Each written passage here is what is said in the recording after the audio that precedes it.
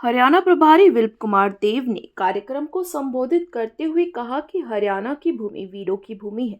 उन्होंने कहा, देश प्रधानमंत्री नरेंद्र मोदी एक समाज सुधारक नेता है जिन्होंने समाज के हित में अनेकों फैसले लेने का काम किया है, चाहे वह जम्मू कश्मीर से धारा 370 हटाने की बात या फिर मुस्लिम बहनों के लिए 3 तलाक का कानून बनाने की बात हो। इतना ही नहीं, 550 वर्ष के बाद अगर अयोध्या में मर्यादा पुरुषोत्तम भगवान श्री राम का भव्य मंदिर बनाने का काम भी भारतीय जनता पार्टी की सरकार ने ही किया है।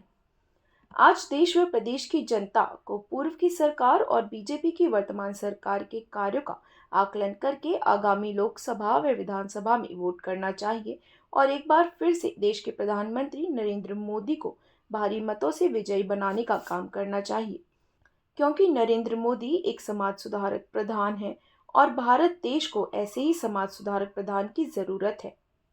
बल से बलशाली लोग रहने वाले का जगह का नाम पलवल है।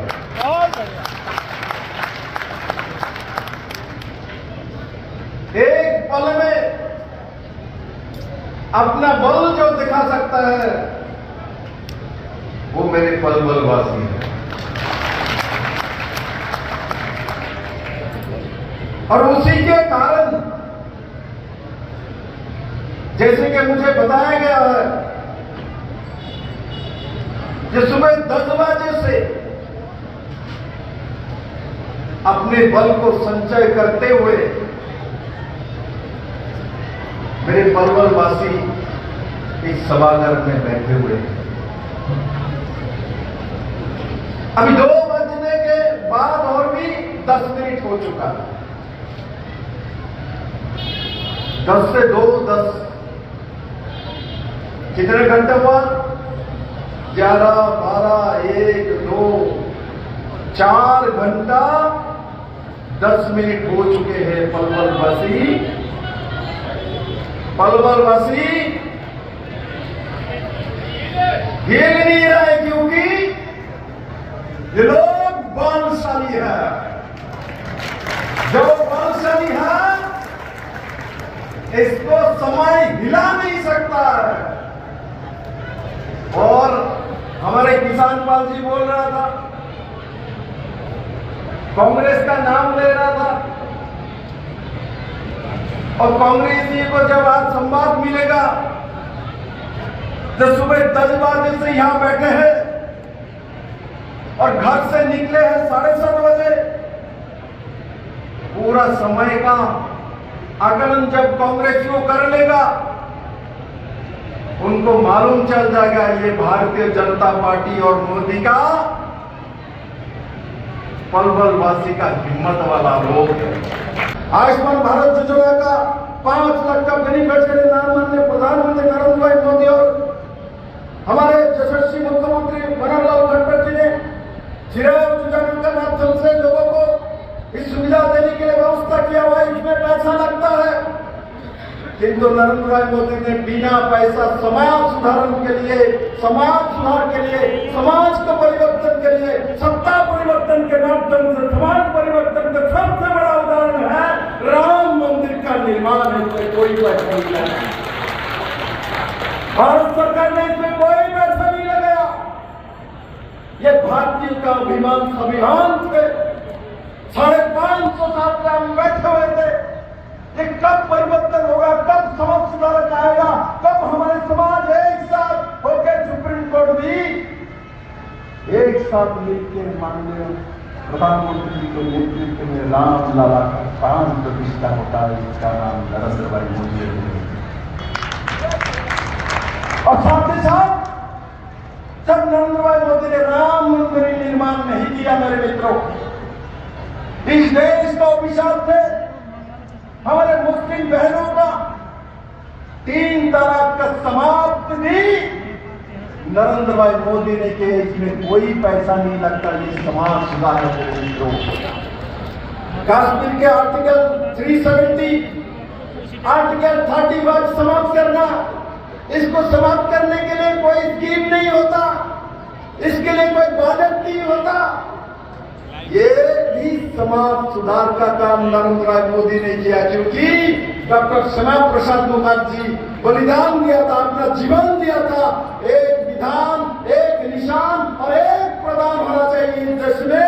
अलग से कोई विधान नहीं हो सकता, अलग से कोई प्रधान नहीं हो सकता, अलग से कोई निशान नहीं हो सकता। हमारा एक ही निशान, वो है अशोक स्तंभ है, और हमारी एक ही प्रधान, वो प्रधानमंत्री है। क्योंकि ये देश में जवाहरलाल नेहरू प्रधानमंत्री बनने के बाद से आज तक इस कांग्रेसियों ने इस समाज को नहीं सुधरा है। और जम्मू कश्मीर में SC ST को अपनी सुविधा नहीं मिलता था, आरक्षण नहीं मिलता था, संविधान नहीं लागू कर पाते थे। और संविधान बनाने वाला डॉक्टर BR अम्बेडकर, मेरे मित्रों, बहुत लोग उनके नाम से पार्टी बना के खाते थे, पीते हैं। 11:30 बजे इन लोगों ने आम आदमी पार्टी के साथ अपना माला विनिमय कर लिया। अकेला हिम्मत नहीं है, हरियाणा में घुसने का अकेला हिम्मत नहीं है, अकेला हिम्मत नहीं है दिल्ली में लड़ने का, अकेला हिम्मत नहीं है गुजरात में लड़ने का। और साथ अभी आम आदमी पार्टी ऐसा एक पार्टी लिया है जिन्होंने आम आदमी को बेचते बेचते उसका पूरा कैबिनेट अभी जेल में रह गया है। ऐसे पार्टी के साथ संबंध बनाता है, इसको कहता है विनाश काले विपरीत बुद्धि। कांग्रेस को विनाश से कोई नहीं बचा सकता मेरे मित्रों। इसलिए मैं कहता हूं, हरियाणा के जहां भी जाता हूं, मैं हरियाणा वासियों को कहता हूं, मनोहर लाल जी के 9.5 साल का सरकार, मोदी जी के नेतृत्व में लगभग 10 साल की सरकार, और इसके साथ जरूर इससे पहले जो सरकार होती थी 10 साल की तुलना करिए, उसके बाद भारतीय जनता पार्टी का कमल निशान में वोट देने के लिए जाइएगा। वहीं केंद्रीय राज्य मंत्री कृष्णपाल गुर्जर ने कांग्रेस सरकार पर जमकर हमला बोलते हुए कहा कि आज कांग्रेस पार्टी अपनी पार्टी में ही सुरक्षित नहीं है। कांग्रेस की कई बड़े नेता पार्टी को अलविदा कहकर जा चुके हैं। इतना ही नहीं, काफी नेता देश के प्रधानमंत्री नरेंद्र मोदी की छतरी के नीचे आना चाहते हैं। सुरक्षा नहीं कर पा रही है, इसलिए आप देखोगे कांग्रेस के बड़े बड़े नेता कांग्रेस को अलविदा कह रहे हैं। चाहे महाराष्ट्र का भूतपूर्व चीफ मिनिस्टर अशोक चौहान हो, चाहे इंदिरा गांधी, राजीव गांधी, सोनिया गांधी और राहुल गांधी के 4 पीढ़ियों के साथ काम करने वाला गुलाम नबी आजाद हो, चाहे मिलिंद देवड़ा राहुल गांधी का घनिष्ठ मित्र हो, चाहे जितेंद्र प्रसाद हो, चाहे RPN सिंह हो, आज सब कांग्रेस को अलविदा कह रहे हैं। मेरा कहने का मतलब है कांग्रेसी ही कांग्रेस में सुरक्षित नहीं है, सब मोदी की छतरी के नीचे आना चाहते हैं।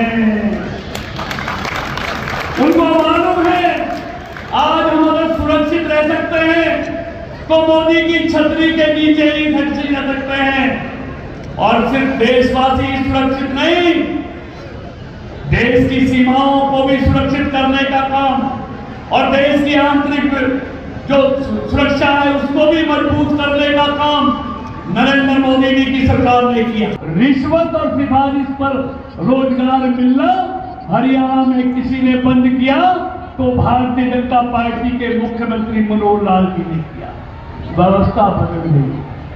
आज नौकरी के लिए किसी MP, MLA, मंत्री के पास जाने की जरूरत नहीं है, वरना तो जो चहेते होते थे उनको मिलता। मित्रों, आज कहते हैं कि हम आएंगे तो 5,000 पेंशन देंगे। जब थे तब क्यों नहीं दी? तब पेंशन की याद नहीं आई, तब बुजुर्गों की याद नहीं आई, तब विधवाओं की, दिव्यांगों की बात याद नहीं आई। मित्रों, बताना चाहता हूं, आप सब मालिक हैं इस देश के। आपको मालूम है चौधरी देवीलाल जी ने वृद्धावस्था पेंशन शुरू की थी, और जब 2005 में कांग्रेस की सरकार आई थी तब 300 रुपए बुजुर्गों को पेंशन मिलती थी। 10 साल कांग्रेस की सरकार रही, 300 से कितनी हुई? जब मनोहर जी की सरकार आई 1000 हुई, 1000 थी ना तब, याद है ना आपको? 1000 थी, 10 सालों में 700 रुपए बढ़ाए। और मनोहर जी और बीजेपी की सरकार ने इन 9.5 सालों में कितने बढ़ाए? 1000 से 3000, 2000 बढ़ाए। इन्होंने 10 सालों में 700 बढ़ाए और हमारी सरकार ने 2000 बढ़ाए। ऐसे ही अगर एक एक की बात करूंगा, चौकीदारों को कितना वेतन मिलता था जब 2014 में बीजेपी की सरकार आई? आपको मालूम है? 3500 रुपए चौकीदारों को, गांव के चौकीदार को वेतन मिलता। जब कांग्रेस की सरकार आई थी 1000 था, 10 सालों में 1500 रुपए इन्होंने बढ़ाए। और मनोहर जी की सरकारों में 9.5 सालों में 3500 से चौकीदारों की तनख्वाह कितनी कर दी? 11,000 उन्होंने बढ़ाई, 1500। और मनोहर जी की सरकार ने 9 सालों में बढ़ाई 7,500। यही नहीं, पर कैपिटल इनकम 66 से लेके 2014 तक पर प्रति व्यक्ति 1,37,000 थी। 66 से लेके 2014 तक। और बीजेपी और मनोहर सिंह सरकार आने के बाद प्रति व्यक्ति दुगने से भी ज्यादा 1,37,000 से बढ़कर वो हो गई 2,96,000। वहीं भारतीय जनता पार्टी युवा मोर्चा के राष्ट्रीय सचिव गौरव गौतम ने कहा कि आज की इस संकल्प सभा में उमड़ी भीड़ ने कांग्रेस पार्टी के ताबूत में कील ठोकने का काम किया है। गौतम ने कहा कि यह बदलता भारत देश के प्रधानमंत्री नरेंद्र मोदी के लोकसभा चुनाव में 400 पार के नारे को सफल बनाने का काम करेगा और फरीदाबाद लोकसभा क्षेत्र में इस बार केंद्रीय राज्य मंत्री कृष्णपाल गुर्जर को पिछले लोकसभा चुनाव से अधिक वोट मिलेंगे। आज ये संकल्प सभा कांग्रेस के ताबूत में कील ठोकने का काम करेगी। इस अनाज मंडी से 2024 में फरीदाबाद से ब्रिज क्षेत्र से इसकी शुरुआत हुई है।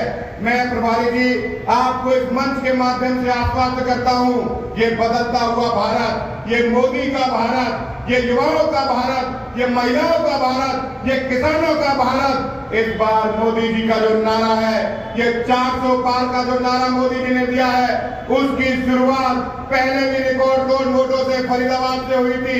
उसकी बड़ी ताकत से यहाँ से फरीदाबाद से आपको जीत विजयी बनाकर भेजेंगे और चौधरी कृष्णपाल को सांसद बनाकर भेजेंगे। आपको यह आश्वस्त करते हैं। इस संकल्प सभा का नाम, यहाँ से जो लोग आपका संदेश, कृष्णपाल गुर्जर जी का संदेश लेकर, मोदी जी का संदेश लेकर आपके माध्यम से हर गांव में, हर शहर में, हर महिला के पास, हर किसान के पास, हर युवा के पास ये लोग लेकर जाएंगे। जो संदेश मोदी जी ने दिया है, 400 पार का नारा दिया है, जो मोदी जी ने विकसित काम किए हैं, जो मनोहर लाल जी ने सरकार चलाई है, किस प्रकार से भारत आगे बढ़ सकता है, किस प्रकार से भारत दुनिया की आंख में आंख डाल के बात कर सकता है, किस प्रकार से 2014 का भारत था, किस प्रकार से भारत का सम्मान नीचे हुआ था, आज दुनिया की आंख में आंख डाल करने वाला भारत, आज विकसित भारत, आज मोदी का भारत, आज दुनिया की चौधर पे अगर किसी का डंका बजता है तो वह देश के प्रधानमंत्री का बनता है। अगर वो देश का प्रधानमंत्री है, अगर चौधरी कृष्णपाल गुर्जर यहाँ से सांसद है, तो वो आपकी बदौलत है, आपके आशीर्वाद से है। ये कतई किसी को मुबारक नहीं है कि हम आपके आशीर्वाद के बिना नहीं चल सकते। हम आज संकल्प लेकर जाएंगे। इस सभा का नाम इसलिए रखा है, आने वाली पीढ़ी कैसी हो। मेरे बुजुर्ग यहाँ पर बैठे हैं। विकसित भारत का संकल्प जो इस देश के प्रधानमंत्री ने देखा है, 2047 का भारत कैसा होगा, इस देश का युवा कैसा होगा और दुनिया की चौधर में भारत का नाम कैसा होगा, उसमें हम सब लोग साक्षी बनेंगे। ऐसा मेरा पूर्ण भरोसा है। मैं ज्यादा ना बोलते हुए, आप सब लोग भारी संख्या में सुबह से बैठे हुए हैं, लगातार पूरी टीम। मैं तुम सभी साथियों का बहुत बहुत आभार व्यक्त करता हूं। पिछले कई दिनों से इस रैली को, इस सभा को बंद करने के लिए, मजबूत बनाने के लिए आपने गांव-गांव जाकर महिलाओं से संपर्क कर सबको लेकर आए हैं। मैं अपनी पूरी टीम का दिल की गहराइयों से बहुत बहुत आभार व्यक्त करता हूं कि उन्होंने जिस प्रकार का आशीर्वाद मुझे यहाँ आकर दिया है, मैं इसकी उनसे आशा रखता हूँ कि आपका आशीर्वाद मुझ पर हमेशा बना रहेगा। और मैं आपको विश्वास दिलाता हूँ, कभी कोई ऐसा काम इस मंच के माध्यम से, कभी कोई काम ऐसा नहीं करेंगे। हम गर्व से कहते हैं, हम मोदी जी की पार्टी के, भारतीय जनता पार्टी के सदस्य हैं। हमने कोई 10 साल में ऐसा काम नहीं किया जो हम पे कोई विपक्ष भी हम पे उंगली उठा सके।